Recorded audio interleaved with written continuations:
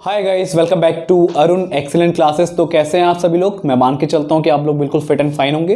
तो जैसे कि आप सभी को पता है कि हम यहाँ पे क्लास 10th के बोर्ड के एग्जाम की बात कर रहे हैं और हम यहाँ पे 5th वाले चैप्टर पे, इससे पहले हम ऑलरेडी 4 चैप्टर कवर अप कर चुके हैं। ठीक है, अगर आप अभी भी कोई ऑनलाइन कोचिंग के लिए सोच रहे हो या कोई कोचिंग ऑफलाइन या ऑनलाइन ज्वाइन करना चाहते हो तो आप इन दिए गए नंबर पे कांटेक्ट कर सकते हो। एक आपका व्हाट्सएप का नंबर है, एक कॉलिंग का नंबर है। और जो हमारा कोचिंग सेंटर है हल्द्वानी में आपका देवरी लॉन के पीछे है और ये नवाबी रोड आनंदपुरी फेज 2 में यहाँ पे ये कोचिंग सेंटर है। ठीक है, तो यहाँ पे हम जो बात कर रहे हैं अभी इस चैप्टर में वो है आपका एपी, जो आपका बहुत इंपॉर्टेंट चैप्टर है और ये आपका चैप्टर 5 है। आपकी क्लास में जो ये बुक है मैथ्स की उसमें 5th चैप्टर है। तो यहाँ पे सबसे पहले हम बात करेंगे इसके इंपॉर्टेंट फार्मूलाज की कि जनरली यहाँ पे फार्मूलाज कौन कौन से यूज होते हैं। तो पहला फार्मूला आपका an is equal to a plus n minus 1 into D.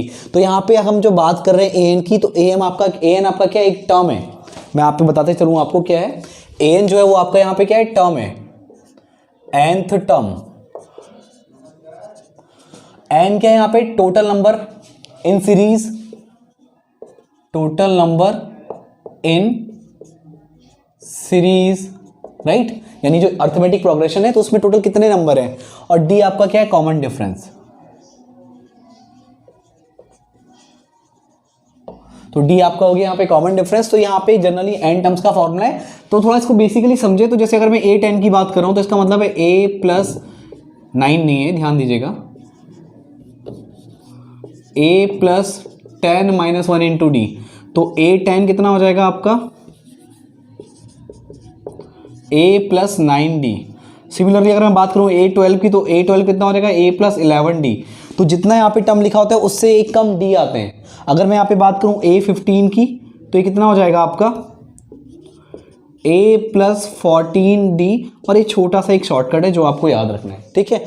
और ये आपका जैसे आपकी एपी में कुछ टर्म्स हैं तो उन टर्म्स का सम की हम बात करें तो आपका वो होता है एस एन। तो इसके दो फॉर्मूले हैं, एक तो n/2 ब्रैकेट में a प्लस an, या इसको ऐसा लिखा जाता है n/2 फर्स्ट टर्म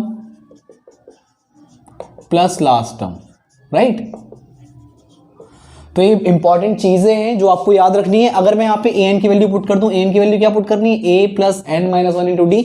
तो यहाँ पे जब मैं a plus n minus 1 into D put करूंगा, एक a ऑलरेडी यहाँ पे, तो a और a कितना हो गया 2a, बाकी प्लस में n माइनस 1 इंटू डी आपका एज इट इज रहेगा। तो ये फॉर्मूला आपका बहुत काम का है, ठीक है। अब थोड़ा सा यहाँ पे हम इंपॉर्टेंट क्वेश्चन की बात कर लेते हैं। यहाँ पे एक इंपॉर्टेंट क्वेश्चन है इसका, तो इस क्वेश्चन को अगर हम कर लेते हैं तो यानी हमारा एपी का जो कॉन्सेप्ट है क्लियर है, ठीक है। तो ये इंपॉर्टेंट क्वेश्चन है, तो जिनको हम डिस्कस कर रहे हैं तो आप लोग ये चीज समझ गए होंगे, ये बहुत काम की चीज है। तो अब ये इंपॉर्टेंट क्वेश्चन की हम बात कर लेते हैं। देखो इस इंपॉर्टेंट क्वेश्चन में क्या है, write the value of x for which 2x, x plus 10 and 3x plus 2 are in AP. तो यहाँ पे जो एक और इंपॉर्टेंट टर्म है वो क्या है, अगर आपके मान लो जैसे a b c ये 3 टर्म अगर एपी में है तो यहाँ पे twice of second term is equals to a plus C, यानी first term and third term का सम, और बीच वाले का ट्वाइस, ये दोनों इक्वल होते हैं, इनका सम और बीच वाले टर्म का ट्वाइस, ये दोनों चीज क्या होती हैं, बराबर होती हैं। तो ये कॉन्सेप्ट जनरली आपके क्वेश्चन में यूज होता ही होता है, राइट। अब देखो इस कॉन्सेप्ट को यूज करके हम कैसे क्वेश्चन को इजीली सॉल्व करते हैं। तो यहाँ पे आपके टर्म्स कौन से हैं, a की जगह कितना हो गया आपका 2x, b की जगह कितना हो गया x प्लस 10 और c की जगह कितना हो गया आपका 3x प्लस 2। तो ट्वाइस ऑफ सेकेंड टर्म यानी a 2 ब्रैकेट में x प्लस 10, फिर आपका 2x प्लस 3x प्लस 2। अब इसको सॉल्व करेंगे हम और यहाँ से हमारी x की वैल्यू कैलकुलेट हो जाएगी। तो 2x plus 20 is equals to 2x और 3x कितना हो गया 5x प्लस 2। तो यहाँ से कितना हो जाएगा, यहाँ से आप क्या करो 2x को इधर शिफ्ट कर दो और इस 2 को इक्वल के दूसरी ओर शिफ्ट कर दो। तो 20 माइनस 2 और ये 5x माइनस 2x, तो कितना हो जाएगा 18 इज इक्वल टू आपका हो गया 3x, और तो x की वैल्यू कितनी आ गई 18/3, तो 3 6 18, तो x की वैल्यू आपकी 6 निकल के आ गई। तो उसने पूछा हमको find the value of x, तो x की वैल्यू कितनी आ गई 6, और ये आपका क्या हो जाएगा, आंसर हो जाएगा। तो आई होप गाइस आपको ये चीज़ बहुत इजीली समझ में आई होगी, बहुत छोटा सा कॉन्सेप्ट था। तो आपको एक तो 3 फॉर्मूले ये याद रखने हैं, दूसरा आपको ये इंपॉर्टेंट चीज़ यहाँ पे याद रखनी है, ठीक है। अब हम बात करेंगे अगले क्वेश्चन की जो कि बहुत ज़्यादा इंपॉर्टेंट है। चलिए ओके गाइस, तो हम बात करते हैं अब अगले क्वेश्चन की। तो अगले क्वेश्चन में आपको क्या गिवन है, if the sum of first p terms of an AP is AQ square plus BP find its common difference. तो देखो गाइज ये बहुत सिंपल सा क्वेश्चन है, बट देखने का थोड़ा टफ लग सकता है आपको, और कितना सिंपल है ये आप अभी समझ जाओगे। उसने बोला सम ऑफ पी टर्म्स, तो इसका मतलब क्या हो गया, एस पी। एस एन का मतलब क्या होता है, सम ऑफ एन टर्म्स। जैसे आपका कहीं एस एन लिखा है तो इसका मतलब है सम ऑफ एन टर्म्स, और एस पी का मतलब क्या हो जाएगा आपका, सम ऑफ पी टर्म्स। तो अगर इस सीरीज में पी टर्म्स है तो उनका सम कितना आएगा आपका, एस पी। और फॉर्मूला क्या हो जाएगा, s p is equals to p by two, और ब्रैकेट में ए प्लस ए पी लिखो, यानी लास्ट टर्म आपका ए पी होगा।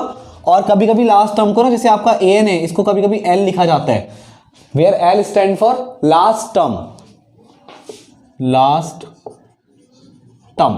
खैर एनीवे हमें अभी इतने फॉर्मूले की जरूरत नहीं है, हमें जो चीज़ यहाँ दी रखी है हम उसी का यूज़ करेंगे। और देखो कैसे सॉल्व होने वाला है, ज़्यादा सोचना नहीं है, देखो कितना इजीली आपका अच्छे तरीके से क्वेश्चन आपका सॉल्व होने वाला है। तो यहाँ पे हम लिखेंगे s p is equals to a q square plus b p. तो अगर मैं सम ऑफ फर्स्ट टर्म की बात करूँ, अगर मैं पी की जगह 1 रखूँ तो इसका मतलब ये है कि आप बात कर रहे हो सम ऑफ फर्स्ट टर्म, राइट। तो यहाँ से क्या वैल्यू आने वाली है, यहाँ से आपकी वैल्यू आने वाली है, लेट मी चेक, मैंने जो एन टर्म्स लिखे हैं वो सही है या नहीं है, a p square plus b p. Sorry guys, ये आपका ए पी स्क्वायर है, a p square plus b p. तो यहाँ पे क्या आएगा, a p square plus b p, क्योंकि यहाँ पे क्यू के आने की कोई चांसेस नहीं थे।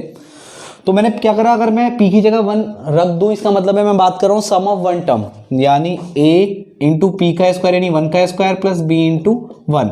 तो S1 कितना हो जाएगा आपका, a प्लस बी। तो सम ऑफ फर्स्ट टर्म का मतलब क्या है, यानी फर्स्ट टर्म का सम कितना होगा, जो आपका फर्स्ट टर्म ही है। तो यहाँ पे सिंपली क्या आ गया है, a1। तो ये कितना हो जाएगा, a प्लस बी, S1 मतलब a1। तो आपका a1 की वैल्यू कितनी निकल के आ गई, a प्लस बी। अगर मैं p की जगह 2 रख दूं तो इसका मतलब है आप बात कर रहे हो सम ऑफ 2 टर्म्स की। तो अब यहाँ पे a तो एज इट इज रहेगा, और p की जगह रख दो 2 का स्क्वायर 4 प्लस बी पी यानी b इंटू 2। तो S2 कितना आ जाएगा आपका, 4a प्लस 2b। और S2 का मतलब क्या है, सम ऑफ 2 टर्म्स, यानी a1 plus a2 is equals to 4a plus 2b। ठीक है, अब देखो तो a1 की वैल्यू कितनी है आपके पास, a प्लस बी। तो ये आ गया a plus b plus a2 is equals to 4a plus 2b। तो यहाँ से a2 की वैल्यू कितनी निकल के आएगी, 4a प्लस 2b, माइनस का a और माइनस का b, इसको और इसको उस साइड को ले जाके फेंक दो।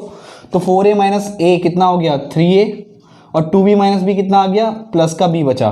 तो ये आपका आ गया a2, और ये आपकी इक्वेशन 1 ले लो और इसको इक्वेशन 2 ले लो। अब बात करनी है आपको कॉमन डिफरेंस की, तो d कितना आ जाएगा आपका, a2 माइनस a1, या a3 माइनस a2, या a4 माइनस a3। तो 2 कॉन्जिक्यूटिव टर्म्स के बीच का डिफरेंस, यानी बाद वाले में से पहले वाले को माइनस करोगे तो आपका कॉमन डिफरेंस निकल के आता है जब आप AP की बात करते हो। तो यहाँ पे d कितना हो जाएगा आपका, a2 कितना है आपका 3a प्लस बी, और a1 कितना हो जाएगा आपका a प्लस बी, यानी माइनस, यहाँ पे ब्रैकेट लगाना वरना गड़बड़ करोगे आप। तो ये कितना आएगा, 3a प्लस बी माइनस का a और माइनस का b। तो 3a माइनस a कितना आएगा, 2a, और b माइनस बी कितना हो गया, कैंसिल, प्लस का b और माइनस का b। तो कॉमन डिफरेंस की वैल्यू कितनी निकल के आ गई, 2a। तो इसी तरह आपको यहाँ पे क्या निकालना था, 2a यहाँ पे कैलकुलेट करना था, यानी आपको कॉमन डिफरेंस यहाँ पे कैलकुलेट करना था। बट देखने का क्वेश्चन थोड़ा अटपटा था, लेकिन चीज़ें बहुत आसान थी, और इस तरह आपका क्वेश्चन ये सॉल्व हो गया। चलिए एक क्वेश्चन और करते हैं। ओके गाइस, तो अब बात करते हैं अगले क्वेश्चन की। Write the common difference of an AP whose nth term is an is equals to 3n plus 1। तो गाइस इससे पिछले वाले क्वेश्चन में यहाँ पे nth टर्म नहीं था, उसने कहा था सम ऑफ p टर्म्स। तो दो चीजें होती हैं, एक जगह आपको Sn देता है इन टर्म्स ऑफ n,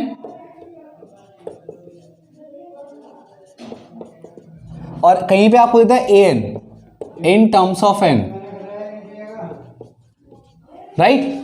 तो जब आपको Sn दे तो बात कर रहे हो समेशन की, और जब आपको an दे तो वो बात कर रहे हैं कि इस वाले टर्म की, और यहां पे इस वाले टर्म तक के सम की। दो अलग अलग चीजें हैं, दो अलग अलग चीजें हैं। मैं फिर से बता दूं आपको, जहां पे Sn बोले तो इसका मतलब है कि जितने n टर्म्स हैं उनका सम, और जहां पे वो an यानी an लिख दे तो वो उस पर्टिकुलर टर्म की बात कर रहा है, उस nth वाले टर्म की बात कर रहा है, ठीक है। तो यहां पे आपका वो nth वाले टर्म की बात कर रहा है, यानी उस nth टर्म के लिए उसने एक जनरल फॉर्मूला दे दिया इन टर्म्स ऑफ n।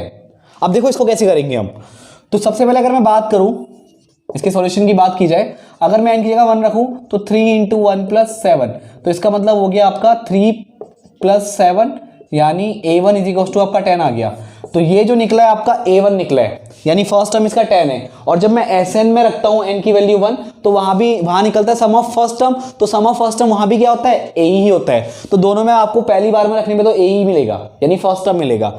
अगला अगर मैं यहाँ पे n की जगह 2 रखूं तो यहाँ पे आपका 3 इंटू 2 प्लस 7 हो जाएगा, तो 6 प्लस 7 और ये आपका 13 हो गया।